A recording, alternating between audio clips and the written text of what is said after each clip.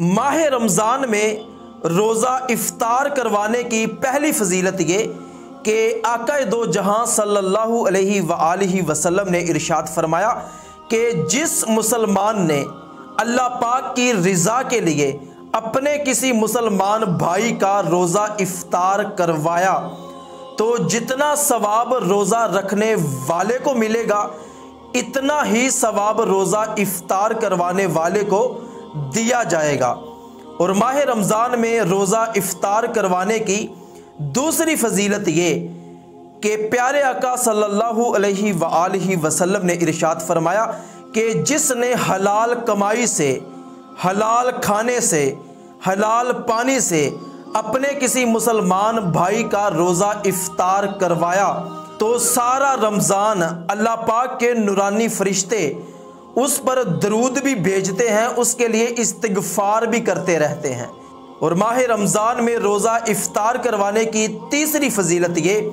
कि प्यारे आका सल्लल्लाहु अलैहि वसल्लम ने इरशाद फरमाया कि जो मुसलमान माह रमज़ान में हलाल कमाई से अपने किसी मुसलमान भाई का रोज़ा इफ्तार करवाएगा तो हज़रत जिब्राईल अलैहिस्सलाम शब्बे कदर को उसके लिए इस्तिग़फ़ार भी करेंगे, उससे मुसाफ़ा भी करेंगे। और उनके मुसाफ़ा करने की अलामत ये है कि जिस बंदे से हज़रत जिब्राईल अलैहिस्सलाम शब्बे कदर मुसाफ़ा फरमाएगा उस बंदे की आंखें अश्कबार हो जाएंगी और उसका दिल नरम पड़ जाएगा। और माह रमज़ान में रोज़ा इफ्तार करवाने की चौथी फजीलत ये कि प्यारे आका सल्लल्लाहु अलैहि वसल्लम ने इरशाद फरमाया कि जो रोज़ेदार को अल्लाह पाक की रज़ा के लिए पानी पिलाएगा अल्लाह पाक उसको मेरे हौज़ से पिलाएगा और वो जन्नत में दाखिल होने तक प्यासा नहीं रहेगा। तो माह रमज़ान में हमें ये लाजमी कोशिश करनी चाहिए कि जितनी हमारी हैसियत हो